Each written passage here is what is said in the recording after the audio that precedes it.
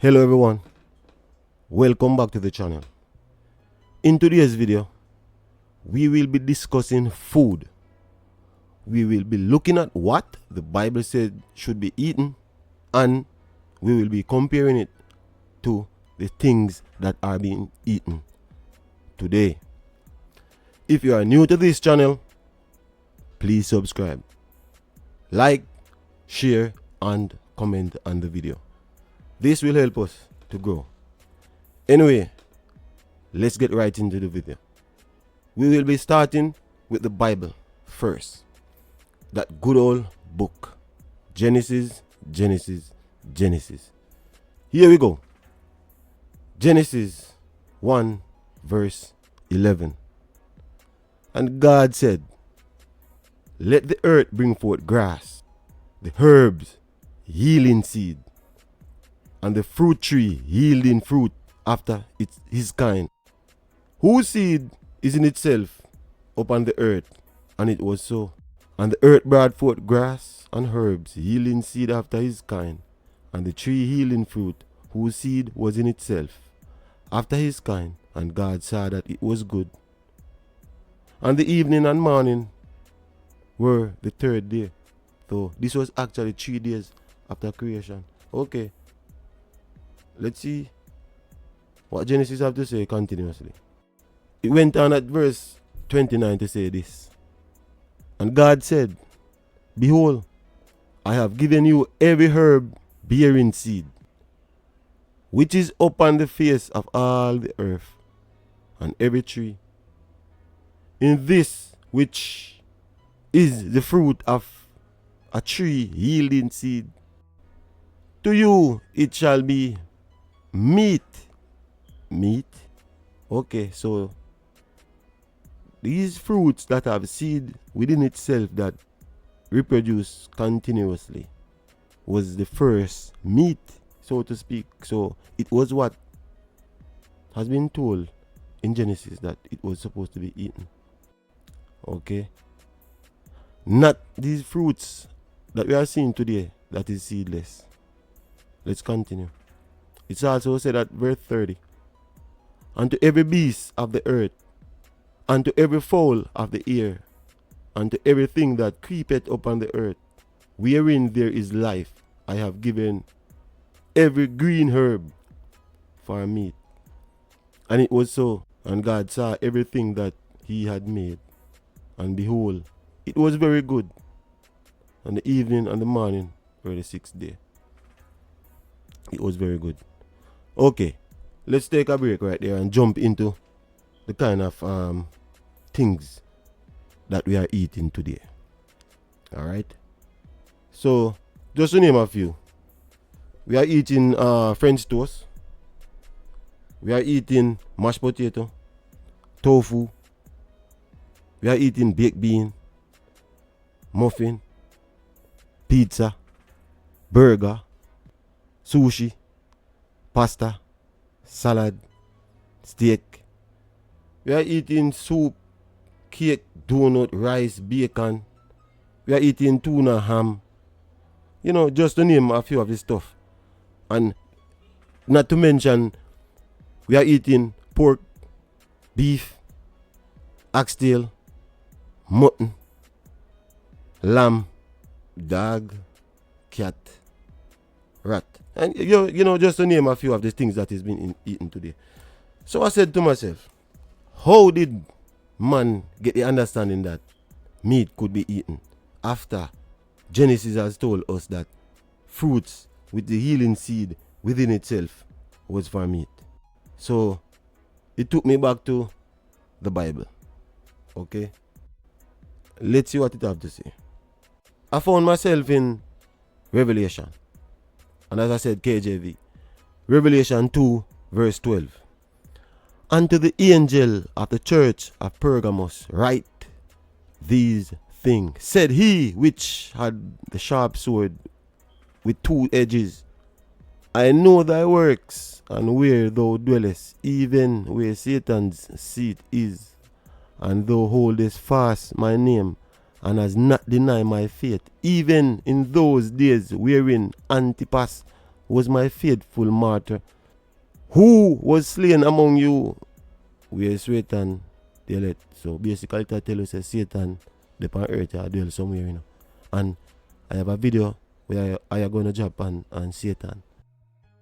Because Satan was only sent to prison for 1,000 years. So Satan has been free all the time. It's just that the fact that when he returned from prison, it will only be a short time thereafter. So I have a video to do on Satan. So let's get into what I'm actually doing here. Anyway, so verse 14 says, but I have a few things against thee, because thou art there them that hold. This there them thing sound like we are hear this thing today, you know. A long time. The Bible I talk about certain things, guys. Hear this verse 14. But I have a few things against thee, because thou art there them that hold the doctrine of Balaam, who taught Balak to cast a stumbling block before the children of Israel, to eat things sacrificed unto idols, and to commit fornication. So you are saying, wait, something go on there, so make we go find out who them people are named. Me look on Balaam and it say over here, so Balaam was a non-Israelite prophet who is opportuned by Balak, king of Moab,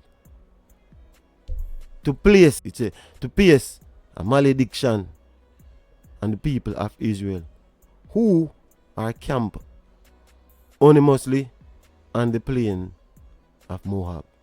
Anyway, so we say let's check on Balak himself and see what's going on with Balak. So we find ourselves in Numbers 22nd or Numbers 22, as we would say. The children of Israel set forward and pitch in the plains of Moab. So you see Moab come back again. So them is basically the children of Israel after they leave Egypt. They go and stay among a people or a nation known as Moab, whose king was Balak. Let's continue. So it was close by the Jordan River. Anyway, let's continue. So Balak the son of Ziphor saw all that Israel had done to the Amorites. So the Amorites was a set of people, again, where the Israelites passed when they were escaping from Egypt and caused chaos on that side. I understand. So the Moabites now become weary of this. So it's saying here, verse 3. And Moab was so afraid of the people because they were many, and Moab was distressed because of this. So the people start contact Balak and say, yo, what you going to do about them people here? We live on a plain. A dangerous people, them and them live too close. So Balak, the king, came up with an idea and said, you know what? I'm going to link Balaam and give him some money or give him some treat so he can place a curse on these people. So Balak sent messenger and Balaam said, alright, let me think about it tonight and tomorrow I'll tell you what I can do. So Balaam go to sleep and in a vision, him speak to the Almighty. And Balaam said to the Almighty, because remember, Balaam was a diviner. He was a non-Israelite, but he was a diviner. Balaam said, you know, say, Balak come link me, the king of Moab, and I tell me, say, I want to put a curse upon some people who come camp near him. Well, what am I supposed to do? And the Almighty said to Balaam, those people are blessed people, so here you go, leave them alone. So Balaam wake up in the morning, relate the message to Balak and say, here what happened? Blessed people, let me know, so I can't do nothing about it. So Balak, in turn, double the offer and send a second delegation to Balaam and say, here what, man, may I give you this. I need you to get this done for me. Balaam say, alright, tomorrow I answer you. Balaam go sleep and, you know, in some communication with the Almighty. Balaam say, guess what? The king of Moab, Balak, came to me again, you know, what should I do? The Almighty say, listen to me, Balaam. Leave these people alone, alright? Balaam send back the message again to Balak. And Balak said, John, no, can't give up. So what Balak did in return, Balak offered his kingdom and honors to Balaam. So Balaam becomes so overwhelmed by what was offered to him. Balaam said, alright, tomorrow I'll answer you. And Balaam went to sleep and speak to the Almighty again. And the Almighty see that Balaam was so overwhelmed and so excited with what was offered to him materially. So The Almighty said, all right, if they come to you, go on. So Balaam get up the next day early and move to Balak. And while on his journey, the Almighty stopped him 3 times. So the plan to put the curse on the children of Israel wasn't fulfilled. So Balak was mad and he was still at it. So Balak said to himself, wait, we need to devise a plan. So he said, all right, let's become friends with these people. And then we're going to invite their men over here so they can enjoy our women when we have a party. So I said, wait, hold on. Why go on this? So what used to happen now, the Moabites used to have free calves, so to speak, where they would sacrifice things unto idol. They would do strangled things. They would drink, so forth and so forth and so forth. I don't know if I can use the B word here on YouTube, but they would drink the B word, the red B, yeah, and sacrifice, and they would go ahead and invite the Israelites. So I'm saying to myself, wait, I used today word and I said, wait, if the king of a country on this earth right now is having a party and is going to invite guests, who is he going to invite? He's not going to invite the street sweeper. He's not going to invite the garbage truck worker. He's not going to invite the regular person. He's going to invite the leader. Because if he corrupt the leader, then he corrupt the people. So I said, wait, who are these people Balak used to invite? So when I use the scenario with what's going on today, I said, oh, so Balak used to invite the top people in Israel at the time that came out of Egypt to a free calf party, having them now committing fornication. A lot of people say fornication is sex outside of marriage. Yes, sex outside of marriage can be fornication, but the true fornication is immoral sexual activity. That is fornication. And I repeat, immoral sexual activity. So the Israelites get invited and they become corrupt because of this. So Balak didn't stop there. So Balak said, guess what? We need to find another way now. So what they did was introduce the Israelites to meat. And then they start selling meat to the Israelites. Which is, when I say meat, I'm not speaking of the meat that Genesis speak about. Seeding seed and yielding seed meat. I'm speaking about animal flesh and animal ligaments and animal parts, so to speak.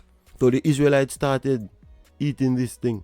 So right then and there, it dawned to me and said, wait, I remember there was something in the Bible that speak about unclean meat. Meat that can be eaten, meat that can be not, bird that can be eaten, bird that can be not, fish that can be eaten, fish that can be not. So I said, wait a minute, let's go and find where this is. Boom, I found myself in Leviticus 11. I'm not going to be able to go through all this because I don't want to make this video too long.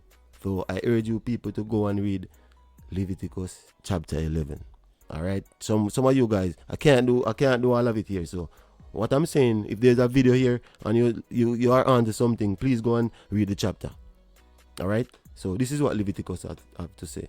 And the Lord speak unto Moses and Aaron, saying unto them, speak unto the children of Israel, saying, these are the beasts which he shall eat among all the beasts that are on the earth. Remember, the Lord already said you should eat seeding and healing seeds. Whatsoever parteth the hoof and is cloven footed and cheweth the cud among the beasts that shall he eat. That sound like a cow and goat and sheep and them something there. Probably all donkey too and horse. Because I think donkey not too good the horse. I don't know. Anyway, let's continue. Nonetheless, these shall he not eat of them that chew the cud, or of them that divided the hoof of the camel, because he chewed the cud, but divided not the hoof. So a camel foot round, it kind of roundish. Anyway, he is unclean unto you, and the coney, because he chewed the cud, but divided not the hoof. So it's similar to the camel. He is unclean unto you. And the hare, because he chewed the cud, but divided not the hoof. He is unclean unto you. So these are the meats and stuff. So let's continue. So we on to verse 7. And the swine Though he devour the hoof, be cloven footed, yet he cheweth not the cud. He is unclean unto you. Of their flesh shall he not eat, and their carcasses shall he not touch. They are unclean unto you. This is Leviticus. These shall he eat of all that are in the waters, whosoever had fins and scale in the water, in the sea, and in the river, them shall he eat. And all that have not fins and scale in the sea and in the river, of all that move in the waters, and of any living things which is in the waters, they shall be an abomination unto you. So once it not have scale and fin, don't eat it. That I say right there. So anyway, we are getting to something here. They shall be even an abomination unto you. Ye shall not eat of their flesh. Whosoever hath not fin nor scale in the water shall be an abomination unto you. Verse 13.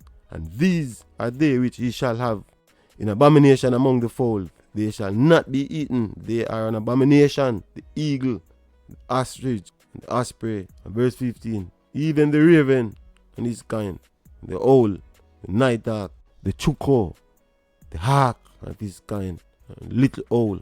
So it's naming all the stuff that you should not eat. The pelican, the heron, the lapwing, saying that you should not eat these things. I'm not going to get into detail in everything. The fowl which have leg above its feet and that can leap up in the air. Even of them he may eat. This is what I'm saying, like, wait, me used to think say them something I can't eat, but in a Leviticus 11:22 it's saying that they can be eaten. Like, listen this. Even these of them he may eat.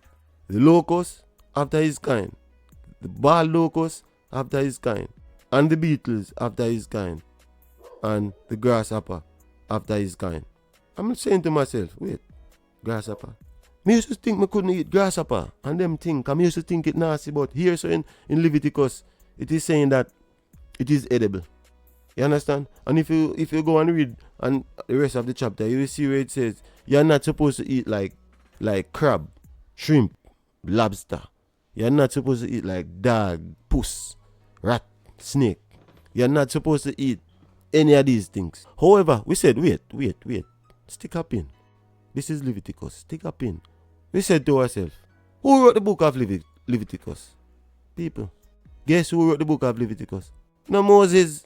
Same person who was credited with leading the children of Israel out of Egypt. Moses wrote Leviticus. Who did the Moabite Balak invited to his free calf? The men of Israel. And this was right after they were led from captive in Egypt. They were camped near the Moabites, and the Moabites were afraid. So they become friend these people and then start to invite them to their parties and having them watching sacrifice, eating meat and drinking blood. And then Moses wrote Leviticus, saying here we can eat meat. So I scratched my head and said to myself, like, wait, this have me gone? Not far. Because I went back to Genesis and I said, this is what it says in Genesis. So Moses, after the stumbling block was cast in the way of the children of Israel, so that they may eat meat and sacrifice unto idols, Moses wrote Leviticus. So I said, what are things that are sacrificed unto idols? So right here it says, things offered to idol are meat, blood, things strangled, and fornication. These were the things that was set in the way of the Israelite by Balak, the king of Moab, who were afraid because the Israelites, after they leave Egypt, they camp close to Moab, the nation, with the help of Balaam. So what is it? What do you think should be eaten? Should it be seed, within seed, yielding seed, fruits? Should that be used as meat, as it is said in Genesis? Or should we continue to eat meat, pork, beef, chicken, fish, scaleless? This is not a guess, people. I urge you to go and read some more. I wish I could go in further on this, but I am a stone. So at the end of the day, eat what you feel. I would say, grow what you eat what you grow. Meat is one of the main reasons there is so many sickness. The stumbling block has been placed and is still is in the way of the children. The children continue in the same path. This doctrine is being withheld in Turkey, where the church of Pergamos was located. Here is where Satan dwelleth. Like, share, subscribe. See you again in the next video.